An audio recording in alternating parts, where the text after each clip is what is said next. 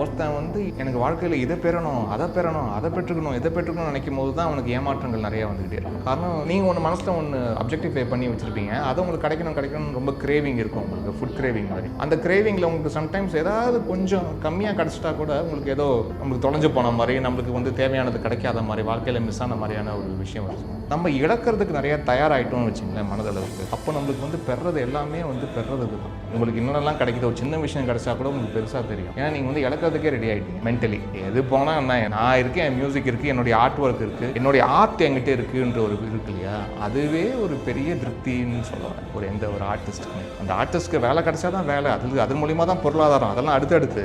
But I'm an artist அப்படின்ற ஒரு ஃபீலிங்கை அதுவே எல்லாருக்கும் இறைவன் இந்த பிரபஞ்சம் கொடுக்கறது இல்லை. எல்லாருமே நினச்சா நடிச்சிட முடியாது, எல்லாரும் நினச்சா டக்குன்னு நீங்கள் மைக் எடுத்து நீங்கள் ஒரு ஆங்கர் பண்ண முடியாது, எல்லாரும் நினச்சா ஒரு ஆர்ஜே ஆகிட முடியாது, எல்லாம் நினச்சா ஒரு சிங்கர் ஆகிட முடியாது. ஸோ அது வந்து அதுக்கு உங்களை நீங்கள் தயார் பண்ணிவிட்டு நீங்கள் க்ரூம் பண்ணிட்டு வரீங்கன்றீங்களா, அதுக்கு வந்து சில பேருக்கு காலதாமதமாகும், சில பேருக்கு வந்து உடனே நடந்துடும். ஐயோ இவருக்கு உடனே நடந்துருச்சு, எனக்கு ஏன் காலதாமதம் ஆகுது அப்படின்லாம் வந்து யோசிச்சுட்டு இருந்தா.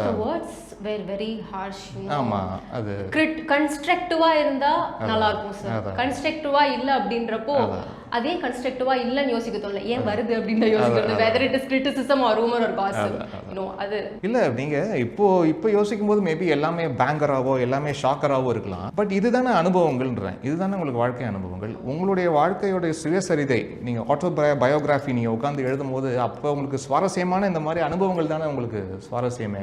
எல்லாமே நீங்கள் வந்தீங்க, நீங்கள் வந்து ஒரு கிராஃப்ட் கற்றுக்கிட்டீங்க, அதில் நீங்கள் அப்ளை பண்ணீங்க, ஒரு கிராஃப்ட்டுக்குள்ளே நீங்கள் வந்து வெற்றி அடைஞ்சிட்டீங்கன்னா அதில் ஒன்றும் கிக்கே இல்லைல்ல. அந்த ஆட்டோபயோகிராஃபிலே வந்து கிக்கே இல்லை. ஆமாம், அப்படிதான் டீல் பண்ணணும். நீங்கள் அதுக்காக நீங்கள் பெருசாக ஃபீல் பண்ணி என்ன போகுது. அதாவது நீங்கள் டேலண்ட்டாக நீங்கள் ஒரு கலைக்கோ ஒரு துறைக்கோ எந்த துறைக்கோ அதுக்கு நீங்கள் ஆற்றல் மிக்கவனா நீங்கள் மாற்றிக்கிறதுக்கு நீங்கள் என்ன வேணால் போராடலாம். அதுக்கு சில பேர் சொல்லும் போது சில பேர் உண்மையானவே கூட சில பேர் கமெண்ட் பண்ணுவாங்க, அது நம்மளை வந்து திருத்திக்கிறதுக்கு சில விஷயம்னா கூட இருக்கலாம்.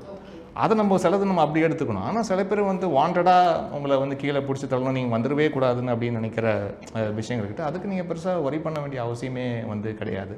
அந்த நேரத்தில் இருக்கிற ஃபினான்ஷியல் கிரைசிஸையோ அந்த நேரத்தில் இருக்க எமோஷ்னலாக நீங்கள் கோ த்ரூ பண்ணுறியோ, always remember it is just a phase. Everything, every small inch in your life, it is just a phase. And everything will turn upside down. அவ்வளோதான், அது மட்டும் தான் சொல்ல முடியும். எல்லாருக்குமே உங்களோட right from your birth and till your demise, அந்த காலகட்டம் எல்லாமே பெட்ஸ் ஆஃப் ரோசஸாக யாருக்குமே இருக்கிறது இல்லை, எந்த மனுஷனுக்குமே இருக்கிறது இல்லை.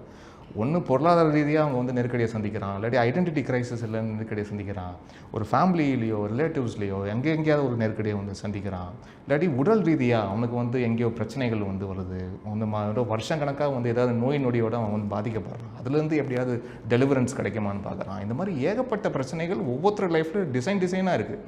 அதனால் அது எதுவுமே இல்லாமல் பெட்ஸ் ஆஃப் ரோசஸ் ஒரு மனுஷனுக்குமே கிடையாது. அதனால் அதை மட்டும் ஞாபகம் வச்சுக்கிட்டு it is just a phase and it will change அப்படின்ற ஹோப்போடு இருக்கிறது தானே லைஃபு.